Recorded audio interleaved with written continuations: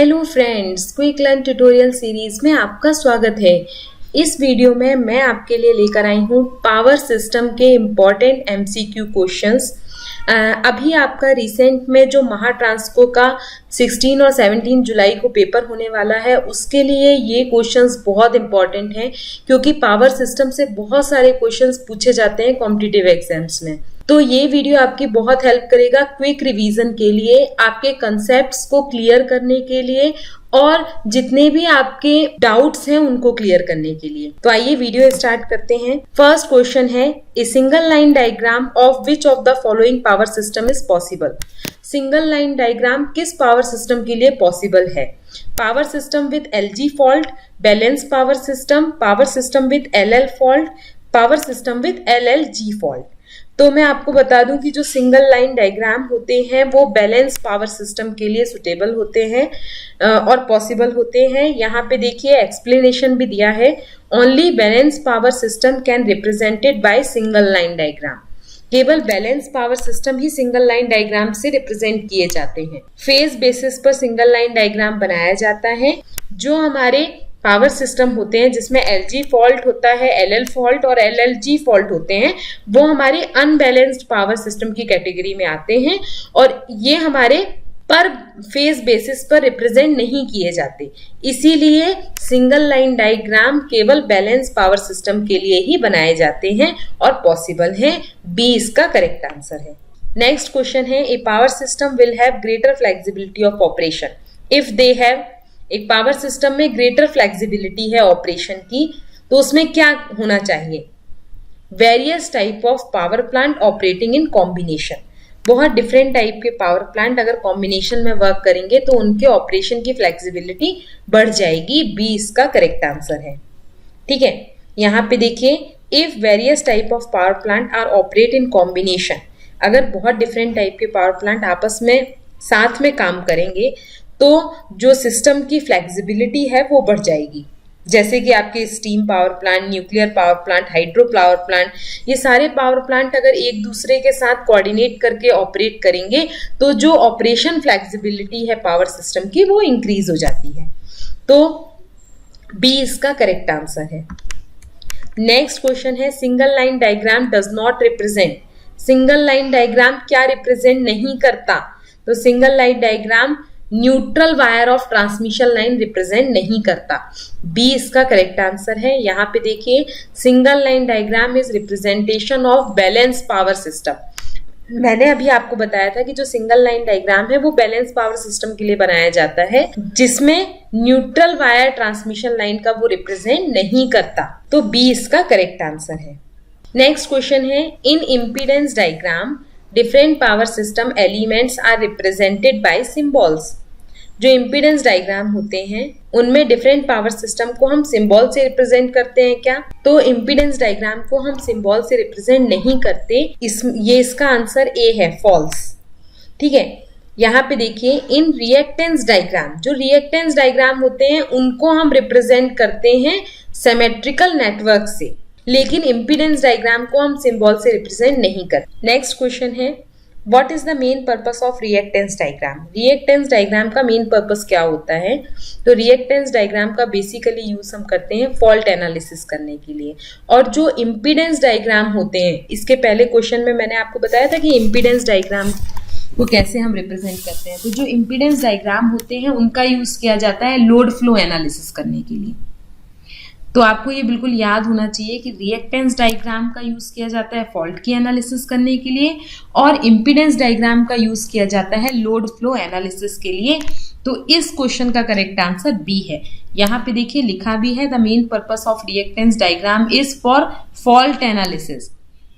Load flow analysis is done with the help of impedance diagram, जबकि जो load flow analysis होती है वो की जाती है इम्पीडेंस डायग्राम के through.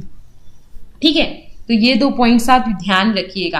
Reactance diagram fault analysis के लिए यूज किया जाता है और अगर आपसे कोई इम्पीडेंस डायग्राम के बारे में पूछता है तो वो किया जाता है लोड फ्लो एनालिसिस के लिए।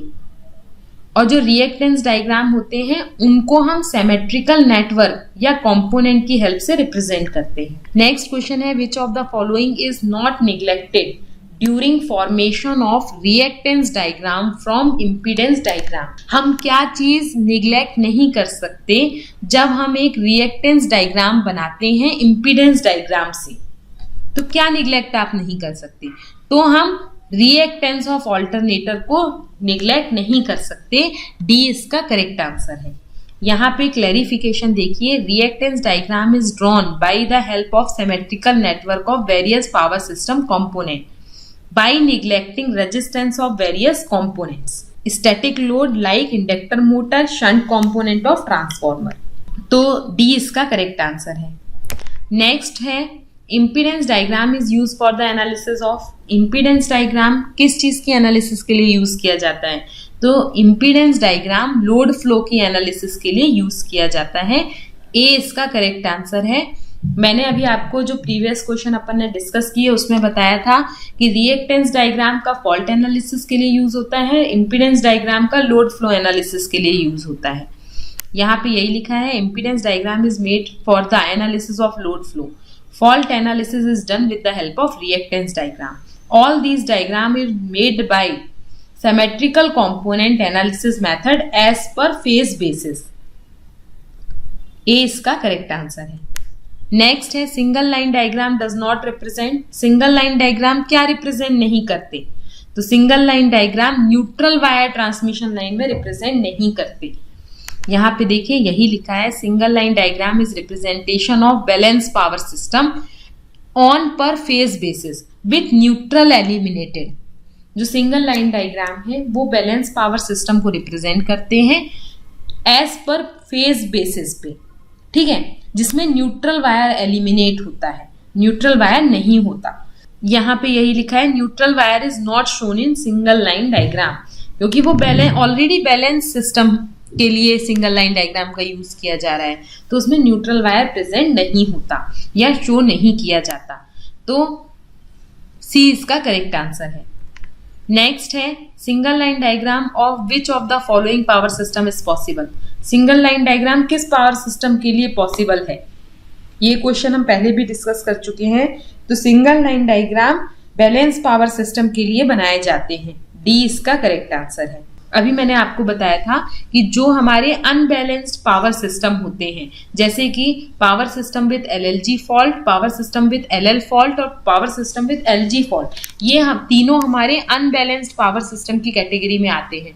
तो अनबैलेंस्ड पावर सिस्टम को हम सिंगल लाइन डायग्राम से रिप्रेजेंट नहीं करते, केवल हम बैलेंस पावर सिस्टम को ही सिंगल लाइन डायग्राम से रिप्रेजेंट करते हैं। नेक्स्ट क्वेश्चन है, for a given power system its zero and maximum regulation will occur at the impedance angle of. एक गिवन पावर सिस्टम में जीरो और मैक्सिमम रेगुलेशन किस इम्पीडेंस एंगल पे हमें मिलता है? तो जीरो और मैक्सिमम वोल्टेज रेगुलेशन हमें मिलता है 45 डिग्री इम्पीडेंस एंगल पे। यहाँ पे देखिए, जब थीटा 45 डिग्री होता है तब हमें जीरो और मैक्सिमम वोल्टेज रेगुलेशन मिलता है, ठीक है। तो 45 डिग्री इसका करेक्ट आंसर है ए। नेक्स्ट क्वेश्चन है, a power system has a maximum load of 15 megawatt, annual load factor is 50%, the reserve capacity of the plant is dash if the plant capacity factor is 40%। एक power system है जिसका maximum load 15 megawatt है, annual load factor उसका 50% है, plant capacity factor उसका 40% है, तो उसकी रिजर्व कैपेसिटी आपको फाइंड करनी है। तो इसका एक्सप्लेनेशन देखिए, यहाँ पे हमें रिजर्व कैपेसिटी निकालनी है प्लांट की। तो अगर हम प्लांट की पहले फुल कैपेसिटी निकाल लें, फुल कैपेसिटी में से मैक्सिमम लोड को माइनस कर दें, तो हमारी प्लांट की रिजर्व कैपेसिटी निकल आएगी। तो प्लांट की फुल कैपेसिटी निकालने के लिए हम यहाँ पे देखिए, सबसे पहले जो हमारे पास एनुअल लोड फैक्टर दिया है वो हमें 50% दिया है इन्होंने, वो दिया जाता है average demand divided by maximum demand से। अब प्लांट कैपेसिटी फैक्टर वो हम निकालते हैं average load divided by plant capacity से। तो इस फॉर्मूले की हेल्प से आप प्लांट कैपेसिटी निकाल सकते हो। तो यहाँ पे इन्होंने इसी फॉर्मूले से प्लांट कैपेसिटी फाइंड आउट कर ली 18.75 मेगावाट। अब ये जो प्लांट कैपेसिटी आई उसमें से मैक्सिमम लोड को आप माइनस कर दो, तो हमें रिजर्व कैपेसिटी मिल जाएगी। तो यहाँ रिजर्व कैपेसिटी हम कैसे निकालेंगे, जो हमने प्लांट कैपेसिटी निकाली उसमें से हमने मैक्सिमम लोड को पावर सिस्टम के माइनस कर दिया, तो हमें रिजर्व कैपेसिटी प्लांट की मिल गई 3.75। तो 3.75 इसका करेक्ट आंसर है। नेक्स्ट क्वेश्चन है, a protection system engineer is planning to provide the complete protection, he can achieve this by. जो प्रोटेक्शन सिस्टम इंजीनियर है वो कंप्लीट प्रोटेक्शन पाने के लिए प्लानिंग करता है, वो कैसे कंप्लीट प्रोटेक्शन पा सकता है, तो वो पा सकता है 3 फेज फॉल्ट रिले और 2 अर्थ फॉल्ट रिलेज का यूज करके। यहाँ पे देखिए डी इसका करेक्ट आंसर है। For the complete protection of power system one can use 3 phase fault relay and 2 earth fault relay so that to cover the entire zone of operation. Next question है, the area under the load curve represent, load curve के अंदर का area क्या represent करता है, तो वो बताता है नंबर ऑफ यूनिट जनरेटेड, कितनी नंबर ऑफ यूनिट जनरेट हुई वो बताता है the area under the load curve. Next question है, if all the sequence voltage at the fault point in the power system are equal then fault is. मान लीजिए हमारे power system के जितने भी फॉल्ट पॉइंट हैं उनका जो सीक्वेंस वोल्टेज है वो इक्वल है, तो किस टाइप का फॉल्ट है वो, तो वो फॉल्ट है LLG fault, double line to ground fault. A इसका करेक्ट आंसर है। नेक्स्ट क्वेश्चन है, voltage regulation in the power system is. Power system में वोल्टेज रेगुलेशन हमें कैसे मिलता है, rise in voltage at the receiving end. Receiving end में जब वोल्टेज बढ़ता है तो हमें वोल्टेज रेगुलेशन मिलता है पावर सिस्टम में। सी इसका करेक्ट आंसर है। नेक्स्ट क्वेश्चन है, which of the following is not a requirement for site selection of hydraulic power plant. Hydraulic power plant set करने के लिए जब हम उसकी साइट को सेलेक्ट करते हैं तो इनमें से किस चीज की रिक्वायरमेंट हमें नहीं होती। तो देखिए लार्ज कैचमेंट एरिया, हमें लार्ज कैचमेंट एरिया रिक्वायर्ड होता है। रॉकी लैंड, लैंड भी रॉकी होनी चाहिए, तो रॉकी लैंड की रिक्वायरमेंट भी होती है।